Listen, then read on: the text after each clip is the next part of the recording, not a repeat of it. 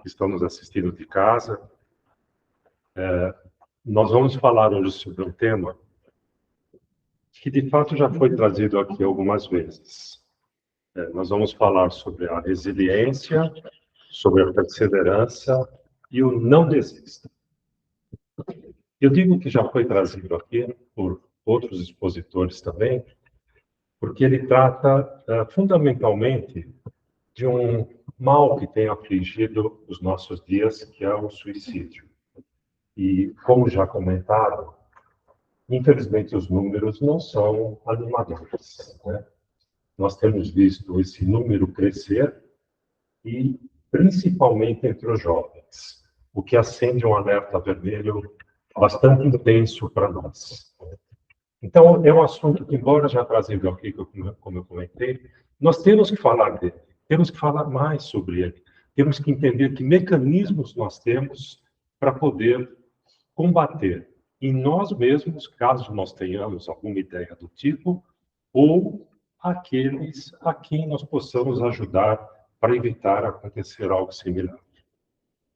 O suicídio, eu não vou entrar no detalhe mais profundo, mas ele normalmente começa com uma depressão. E se nós olharmos os casos de depressão, então aí é algo aterrorizante. O mundo, segundo a OMS, a Organização Mundial da Saúde, registra mais de 300 milhões de casos. Tá certo, nós somos 8 bilhões, né? Parece um número pequeno, mas 300 milhões é muita gente. Isso de casos registrados. Imagine os casos não registrados, então. Quer dizer, esse número é muito grande, realmente, né? Isso nos preocupa sobremaneira.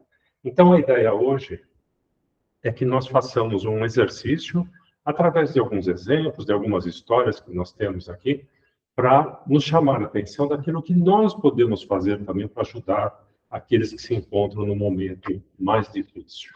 Afinal, pensar em tirar a vida é algo realmente muito sério, né?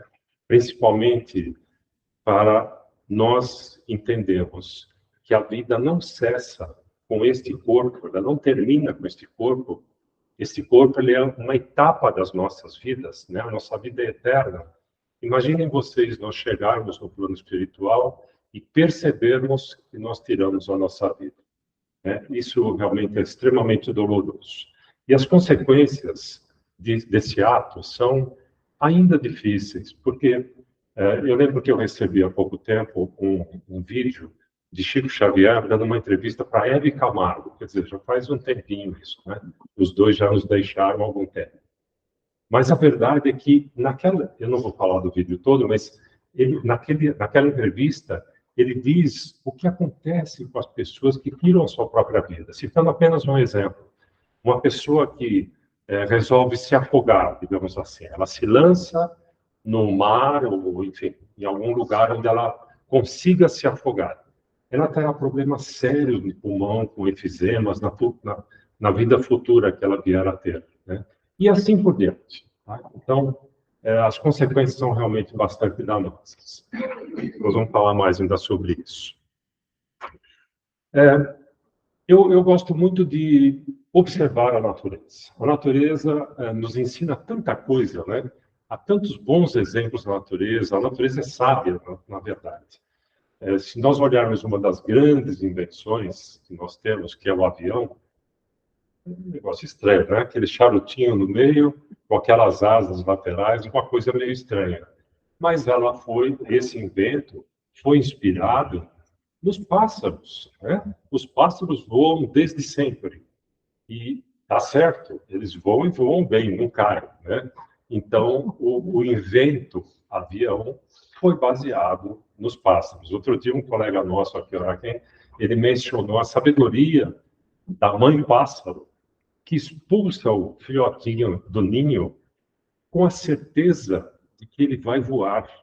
E ele nunca voou, ele sempre ficou dentro do ninho, né? Ele nunca praticou. No entanto, ele sai do ninho e ele sai batendo asas, né? Então, essas coisas da natureza realmente são extremamente empolgantes, né? E nós aprendemos muito com isso. E muitas das nossas invenções foram baseadas na natureza. Bem, falando em natureza, E para entrar já no tema resiliência, eu quero aproveitar um pouquinho de uma das leis que nós temos, que é a lei da física. A lei da física também nos ensina coisas muito boas. Se nós pensarmos, por exemplo, num bambu, não sei se todos tiveram a oportunidade de já ver uma plantação de bambu, o bambu ele cresce normalmente na vertical, né? A menos que o vento o dobre com o tempo, mas normalmente ele está na vertical, e se você pegar na ponta dele e puxar até a terra, até o chão, e soltá-lo imediatamente, ele vai voltar para a posição original, né? Da mesma forma, imagine um travesseiro de espuma, né? Quando nós colocamos a nossa cabeça sobre o travesseiro, ao tirar a cabeça, o travesseiro ele volta para a posição original. E a minha bolinha de tênis que eu deixei no carro, você acredita? Eu deixei a bolinha de tênis no carro. Nós vamos jogar tênis aqui hoje, mas eu deixei no carro. Prometi hoje à tarde e deixei no carro. Mas a bolinha de tênis não é muito diferente, o comportamento. Se nós assistirmos um jogo de tênis, a hora que o tenista bate na bolinha, se nós tivéssemos uma câmera ultra lenta, uma super câmera lenta, nós íamos ver a bolinha se deformando um pouquinho e logo que ela sai da raquete, ela volta à condição original. Ela volta naquele formato que ela tem, né?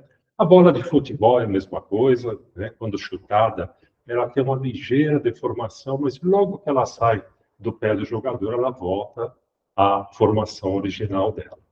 Isso é resiliência, essa propriedade que os materiais têm de voltarem para a condição original. Vamos emprestar essa lei da física para nós falarmos de nós agora. O que é a resiliência em nós? E aí nós vamos lembrar da resiliência emocional. Assim como o bambu, a bolinha de tênis, a bola de futebol, reagem, né, depois de uma certa ação que eles recebem, nós também. E a nossa resiliência emocional, ela se configura quando nós recebemos alguma notícia ruim, quando nós passamos por algum problema mais sério, né? Quando alguma coisa nos faz sofrer de alguma maneira e nós recebemos aquele impacto, e a resiliência emocional é aquela propriedade que vai fazer com que nós consigamos nos recuperar. A exemplo do bambu, da bolinha e da outra bola, né? Agora, quando nós pensamos em resiliência, nós poderíamos talvez até nos confundir um pouco, dizendo assim, então ser resiliente é ser frio. Não, absolutamente. Quem é resiliente pode sofrer, não tenha dúvida que pode sofrer. Pode chorar, né? Pode sentir amarguras. O segredo de tudo é sentir tudo isso e encontrar dentro de si uma força que te coloque de novo de pé, né? Então, é nesse momento que você mostra que a sua resiliência está bem desenvolvida. Se eu falo que ela está bem desenvolvida, é porque nós podemos aprender a desenvolvê-la. Isso é como um treinamento que nós fazemos. E nós vamos desenvolvendo a nossa resiliência. Uns têm mais facilidade, outros nem tanto. Quer ver um exemplo? Não é incomum nos meios de trabalho o chefe admoestar um subordinado, né? Ou então chamar atenção por alguma razão. Isso aqui não ficou bem feito, né? Por alguma razão. Você não tratou adequadamente um determinado cliente. Aquele funcionário, se ele não tiver desenvolvido essa resiliência nele, ele vai ficar amargurado, vai ficar chateado, às vezes fica agressivo, né? E, não raro, coloca a culpa em outros. Vai dizer, o outro não me entregou o relatório, né? Ou o outro não conversa mesmo, né? Por isso que eu não consegui terminar meu trabalho. Outro exemplo interessante, que às vezes a gente nem percebe, é num jogo de futebol. Vocês já viram quando um time toma um gol? O time tomou o gol. Ok. Quando é algo assim, muito evidente, por exemplo, um jogador fez um gol contra o gol dele. Aí é muito evidente, não dá para se esconder, não tem como se esconder. Mas quando o time coletivamente toma o gol, não é falta de ninguém. Um olha para o outro como quem pensa assim, você não correu mais, né? Você não pulou mais alto para cabecear a bola. Você não fez alguma coisa, mas nunca é falta dele, nunca foi erro dele. É normal as pessoas quererem terceirizar, digamos assim, a falha que cometeram, né? E aí que a resiliência entra para nos ajudar. A gente recebe a pancada, mas nós nos colocamos em pé novamente e, principalmente, aprendemos com o erro, para que, numa situação futura, eu saiba exatamente o que eu devo fazer para não incorrer naquele erro que eu cometi, né? Bem, Chico Xavier tem uma história que é extremamente emocionante. Ele, na casa onde ele atendia, certa vez ele encontra um pai que carregava a sua filhinha de 6 anos. A filhinha, cega, surda, muda, paralítica, não podia caminhar, e ele carregava essa menina com um amor que assim transcendia o ar, né? E ele vira para Chico e diz o seguinte: Chico, nós viemos aqui hoje para pedir a sua bênção, porque amanhã nós estaremos viajando para São Paulo para tentar alguns tratamentos para ver o que nós conseguimos melhorar na minha filha. E ele disse: não importa quanto eu consiga, pouco, muito, não importa, mas o que estiver ao meu alcance, eu vou fazer para ajudar. E Chico ficou extremamente emocionado com aquilo e, em seguida, se afastou para iniciar os tratamentos. Nesse momento, Emmanuel, seu mentor, diz para o Chico: esse é um caso do passado que se movimenta agora no presente. Esse pai que nós estamos vendo, lá na Idade Média, séculos atrás, foi um menestrel que tocava sua música no seu alaúde e encantava as pessoas. A filhinha dele morava no castelo, os pais ricos, ela morava filha única, né? Morava sozinha, claro, no quarto dela, 13 anos de idade, e chega ela naquela idade em que ela quer apaixonar-se.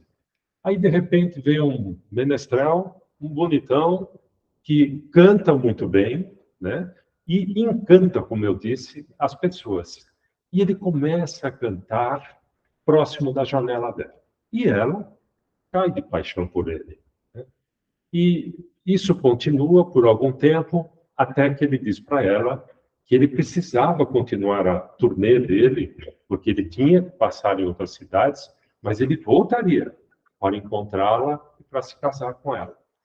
E ela, claro, apaixonada, acreditou nisso. E ele segue a vida dele no menestrel e nunca mais retorna. Ela, extremamente amargurada, depois de muito tempo passado, ela percebeu que ele não voltaria, ela caminha até um precipício próximo do castelo e se lança de lá. E não desistiram, porque nesta vida, nesta encarnação, um continuou buscando o amor do outro. Aquele menestrel que faltou com a parte dele, que prometera, ele vem como pai dela, né? E quem mais pode amar um filho do que um pai? Um pai, uma mãe, falo de forma genérica. E ela nutria aquele amor por ele ainda, só que agora como pai. E ele tem a missão de cuidar dela nesta vida. Então, nenhum dos dois desistiu da missão que eles receberam de voltarem nesta vida como filha e como pai. Então, essa é uma das histórias de Chico que realmente nos emocionam bastante de ouvi-la, né? Hoje à tarde eu até comentei, depois da crucificação de Jesus, na casa do caminho, onde seus discípulos trabalhavam, recebiam pessoas. Eu esqueci, tá vendo? Lembrei da história. Lá onde os discípulos trabalhavam, certa feita, surgiu uma dupla constituída por um senhor, que era bastante rico naquela época, e o seu escravo. E o escravo trazia o Senhor praticamente carregado, porque ele já tinha sido tomado pelas chagas, né, por causa da lepra. Ele já estava na fase final da vida terrena dele. Eles batem a porta e Pedro vai abrir a porta. E ao abrir a porta, eles começam a conversar e o escravo diz que ele não tem condições, porque o Senhor foi expulso da casa por causa da doença dele e ele sozinho não tem condições de cuidar dele. E apesar daquele senhor não ter tratado o escravo com a dignidade que ele merecia, ele, escravo, ainda assim continuava cuidando dele. Então, ele pedia encarecidamente para que Pedro os acolhesse na casa deles.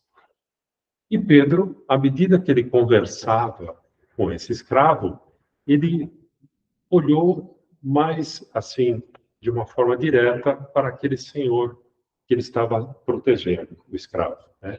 E ele reconheceu nele um dos juízes responsáveis por incriminar Jesus no caso da crucificação. E ele foi aquele que chamou Jesus de rei dos judeus. Rei dos judeus. E Jesus nunca se disse rei dos judeus. Mas também não contestou quando chamado de rei dos judeus. Mas o fato é que ele gritava até aos brados, né, voz alta, dizendo que Jesus tinha que ser crucificado. Pedro, vendo aquilo, baixou o espírito humano nele, né, totalmente humano, e ele disse, vocês aqui não entram, e bateu a porta. Pedro entra na casa, e ao chegar lá dentro, ele se depara com a figura de Jesus. E ao ver Jesus, depois de dias que ele havia sido crucificado, Pedro diz, mestre, que honra poder estar aqui, o vendo novamente. E Jesus diz, a mim também, Pedro, mas o que você fez agora? E ele falou, eu não aceitei aquelas pessoas aqui. Então você vai voltar lá, vai abrir a porta e vai admiti-los e cuidar deles. Mas eu não posso. Ele falou mal de você, enfim. E Jesus, de uma forma bastante tranquila, disse para ele o seguinte, vá lá, abra a porta e os traga para dentro, porque eles vão viver. E Pedro disse, não, ele tem que morrer, não tem que viver. E Jesus disse novamente, eles vão viver. E Pedro não entendia o que Jesus queria dizer com aquilo.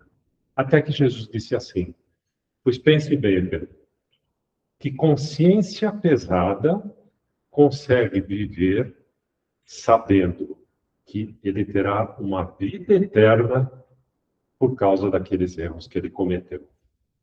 Aí Pedro começa a entender que ele tem uma vida eterna, todos nós temos uma vida eterna, né? E entendendo aquilo, Pedro acolhe os dois, né?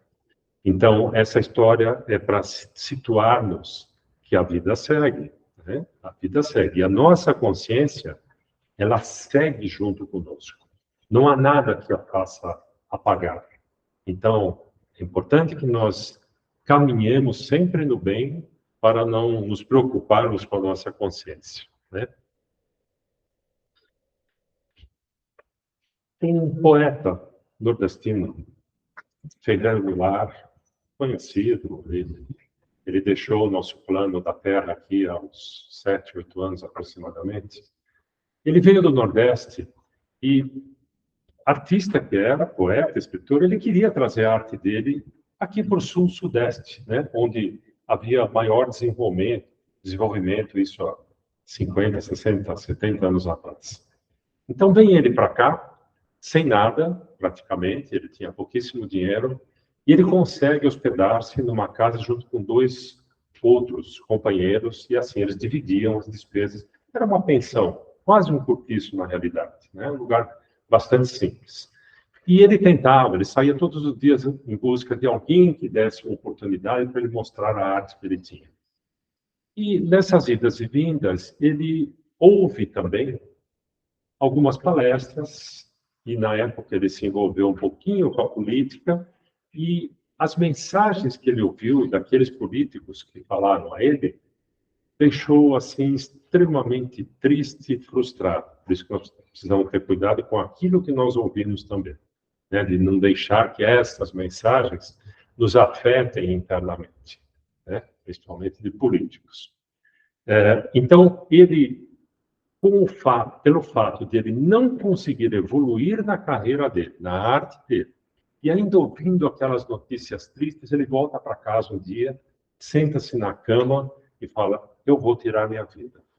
Eu não consigo mais continuar vivendo, eu não posso voltar para a minha terra, porque isso seria um sinal de perda tremendo, né? Enfim, de insucesso. E falando nisso, ele pensa realmente: como eu vou tirar minha vida? De repente, ele sente um cheiro extremamente agradável naquele quarto que era pequeno, e ele olha em cima da mesa, tem um saquinho, esse papel meio amarelado, né, de padaria, e dentro do saquinho ele foi olhar, tinha 6 pastéis de banana polvilhados com canela, né? E aquele cheiro, deu até fome agora, né? Deu até vontade de comer. Ferreira Goulart, vendo aqueles pastéis, decidido a tirar sua própria vida, ele pensa assim: uma fome danada que eu estou, se eu comer um pastelzinho desse, não vai acontecer nada, um pastelzinho. E ele comeu o primeiro pastel, delicioso, pastel de banana, né, com canela por cima. Comeu o segundo, ele não aguentou, ele comeu o terceiro também. Aí ele falou assim: bom, se eu deixar 3, ainda dá para eles comerem, um cada um, dividir o outro ainda. Porque eu vou estar morto mesmo, né? Estou lá no chão deitado já, então não tem nem como eles brigarem comigo. Se assim é, por que não comeu o quarto, né? Eu estou com uma fome danada. E comeu o quinto e comeu o sexto. Comeu todos os pastéis. Terminada a refeição dele, entre aspas, aí, ele parou e pensou assim: puxa vida, a vida tem coisas boas, né? Por que eu vou tirar minha vida? Que coisa besta que passou pela minha cabeça. Essa é uma história real, né, contada por ele mesmo, né, quando em vida ainda, dizendo dos pastéis milagrosos, né? E realmente são. E o que essa história chama para nós atenção é que, às vezes, quando nós estamos deprimidos, né, ou com ideias suicidas até, pode existir um gatilho que nos acorde. Pode existir. É questão de nós abrirmos um pouco a mente. E se nós não conseguirmos abrir a mente, temos que procurar ajuda. Por isso que nós que estamos bem, nós temos que estar prontos para ajudar. Sempre prontos. Sabe aquela história da pessoa que chega perto de você e fala assim: eu estou com um probleminha, você tem 5 minutos para me dar atenção? Você fala: putz, eu tenho uma reunião agora não dá. Posso... Isso é um não tão forte, né? A gente consegue 5 minutinhos para ouvir uma pessoa e eventualmente dizer alguma coisa para ela. Então, esse é o gatilho, pastel. Vou começar a comprar pastel aqui para mim. Tem uma música, eu preciso falar dessa música. Essa música é do filme A Fábrica de Chocolate, Fantástica Fábrica de Chocolate. É um filme muito bonitinho, né? Quem não assistiu, se puder vê-lo, é bastante interessante. A música se chama Pura Imaginação, Pure Imagination. E como eu gosto muito de vocês, eu não vou cantar nenhum pedacinho da música, mas a melodia é muito bonita. Se vocês puderem ouvir, chama Pura Imaginação. E a música exatamente acontece, é cantada pelo ator principal, o Ryder, lá, esqueci o nome dele agora, mas ele canta exatamente a hora que ele entra na fábrica de chocolate com algumas pessoas. Mas, desculpa, não dá para você dar nem um pedacinho da música cantando? Isso não dá certo. Isso não dá certo. Em inglês a gente não... Às vezes... Você me coloca aqui no tão delicado. Ela sabe, né? Ela sabe que eu toco piano, mas não que eu canto. Fica para uma próxima. A próxima eu prometo que eu canto. Mas ele diz assim, e também o tempo já está se esvaindo. E ele diz assim, quando ele entra na fábrica de chocolate, ele convida todos a respirarem profundamente, a pensarem num sonho e contar até 3. E aí eles entram na fábrica de chocolate e a música começa. É uma música maravilhosa. Vocês vão gostar de ver. Procure a tradução também, que realmente é muito interessante, né? Bem, eu comentei há pouco que às vezes nós não damos a atenção que uma pessoa precisa. E às vezes também nós não enxergamos muito bem a necessidade daquela pessoa. Tem uma passagem de Irmã Dulce, que estava caminhando à noite já, voltando para os aposentos dela e da outra irmã. Voltando, elas estavam indo por uma rua escura e, de repente, Irmã Dulce entra num beco mais escuro ainda do que a rua onde elas estavam. E ela se abaixa e pega um morador de rua que estava lá, já moribunda. E ela percebeu que ele já estava também nos seus últimos momentos de vida.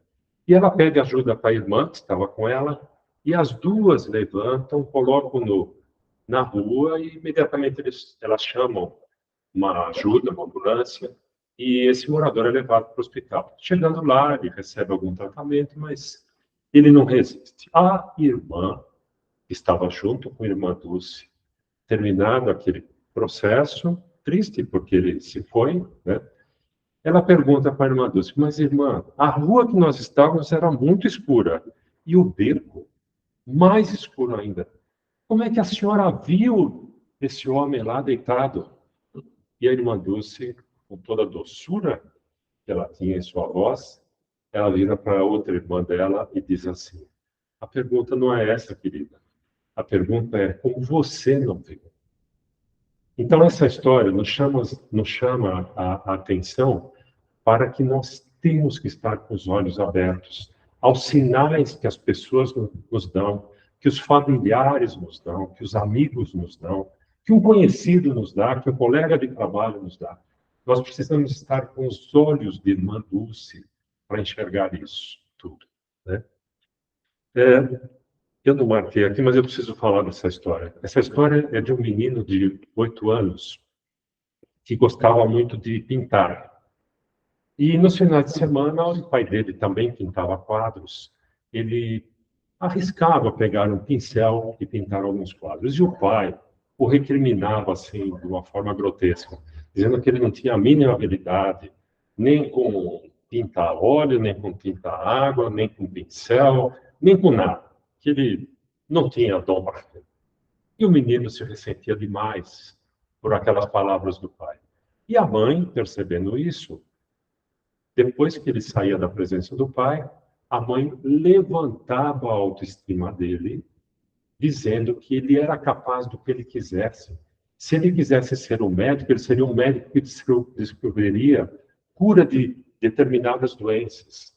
Se ele fosse um engenheiro, ele faria obras fenomenais, né? Ele poderia ser o que ele quisesse.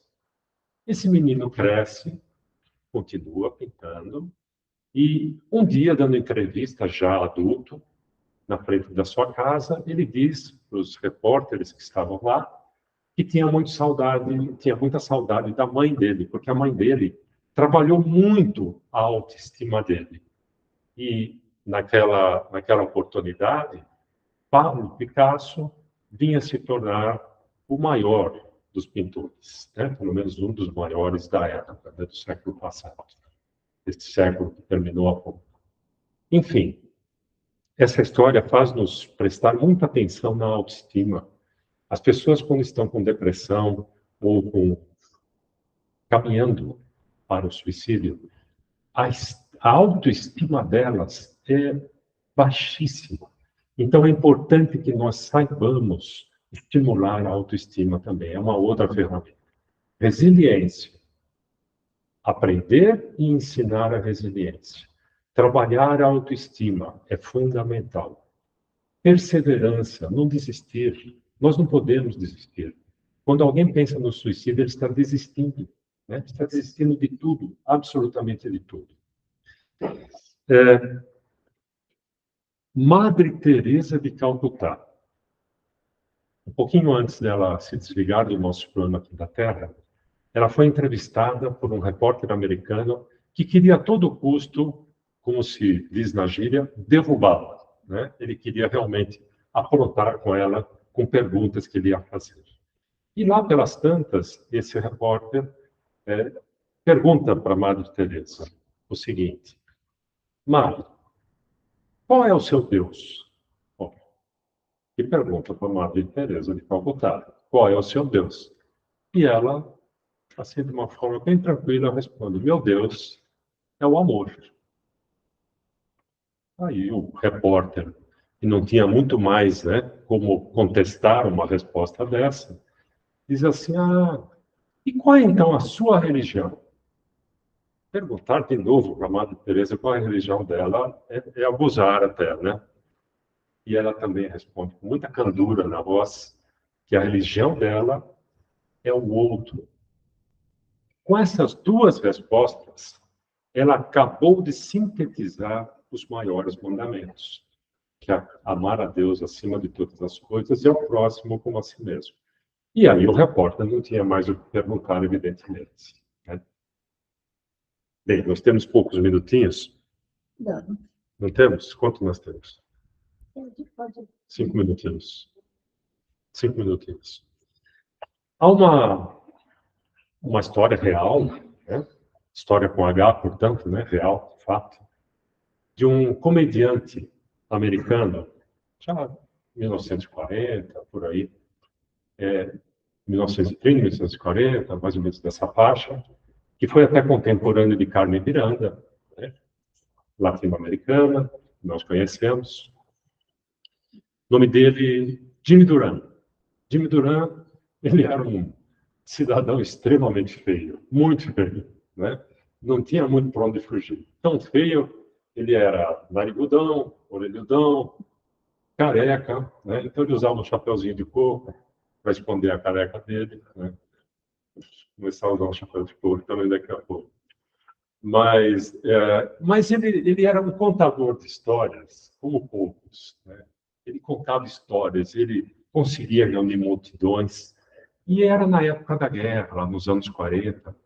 Então, o comandante do exército chegou até Duran e pediu para ele visitar as tropas e tentar levantar um pouquinho o moral das tropas, né? Porque havia um índice de suicídio muito grande também. Imagine, né? Nós estamos vivendo uma guerra agora, estamos a milhares de quilômetros da guerra e isso nos afeta, nos incomoda. Imaginem aqueles que estão passando por ela. E os americanos, né, naquela guerra, aqueles soldados se suicidavam, estavam depressivos. E a ida dele até os campos onde eles estavam era importante. Contando suas histórias, pelo menos ele criaria um oásis ali, né? Obrigado. Ele criaria um certo oásis e daria mais tranquilidade para eles continuarem a sua missão, dura missão, por sinal. Então, Jimmy Duran disse para o comandante que a vida dele era muito atribulada. Ele fazia shows a todo instante, né? Fazia shows, inclusive, com Carmen Miranda. Aliás, no dia que ela passou mal, ele a retirou do palco e ela faleceu logo em seguida. Ele a tirou do palco, voltou para o palco e, assim, com um sorriso, ele falou: finalmente eu consegui dançar com Carmen Miranda, né? Como que ele diz, admirando o talento de Carmen Miranda, né? Mas, Duran, ele disse que tinha pouquíssimo tempo, então, e o comandante falou: não tem problema, quanto tempo você tem? 15 minutos, 10 minutos, 20 minutos, o que você tiver, o que você puder conversar com os soldados, já estará ótimo. E ele fala: tá bom, 10, 15 minutos eu consigo. Então, tá bom. O comandante colocou um helicóptero à disposição dele, o levou até o local onde estavam todos os soldados, e lá ele começou o show dele, né? E era risada para todo lado, né? Aquela multidão ria sem parar, porque ele era extremamente engraçado, realmente, e sabia conduzir suas palavras de tal forma que ele chamava a atenção de todo mundo, né? E continuava o show dele, 10, 15, 20, 40, 50, 60, 70, 80 minutos, e ele não parava o show. Ele não parava, ele continuava. Até que chegou um dado momento, quase 1h30 já, ele encerra o show dele e todo mundo aplaudiu. Aplaudiu, assim, de uma forma impressionante. Ele sai do palco, o comandante já estava lá com o helicóptero ligado para levá-lo de volta, e o comandante fala assim: mas você falou que só tinha 10 minutos, 15 minutos, né? Você ficou quase 1h30 falando. Ele falou: comandante, vem aqui comigo nas cortinas, eu vou abrir as cortinas, O senhor olha ali na fila da frente, aqueles 2 soldados que estão bem no centro. O senhor está vendo? Um deles não tem o braço direito. O outro não tem o braço esquerdo. E eles estão sentados juntos, porque na hora de aplaudir, eles fazem assim. O que tem o braço esquerdo bate no que tem o braço direito. E dessa forma, eles não desistiram de participar e de continuar a vida. Eles não desistiram. Então, como eu poderia parar o meu show? Não tinha como parar. Razão pela qual eu prolonguei a minha estadia aqui e alguém vai esperar eu chegar em outro lugar, né? Então, esse é mais um exemplo que nós temos de que, por pior que seja a dor, não desistamos. Há formas de nós continuarmos. Eu sei que tem alguns pesos que são terríveis, eu sei disso, né? Cada um de nós sabe o que carrega, mas sempre há uma forma de nós não desistirmos. Nem que seja para a gente procurar os pastéisinhos de banana com canela por cima. Nem que seja para a gente ouvir a música por imaginação, onde nós somos comandados pela imaginação. E quando comandados pela imaginação, nós deixamos os nossos sonhos aflorarem. E em aflorando os nossos sonhos, nós colocamos de lado aquela dificuldade, pelo menos temporariamente, de tal sorte que, se nós não estávamos enxergando uma saída, pode ser que, colocando de lado um pouquinho e olhando sobre uma outra posição, eu consiga ver alguma saída que me tire daquele momento difícil, né? Todos nós já passamos por momentos difíceis aqui, todos, né? O pessoal de casa também, né? Todos passamos.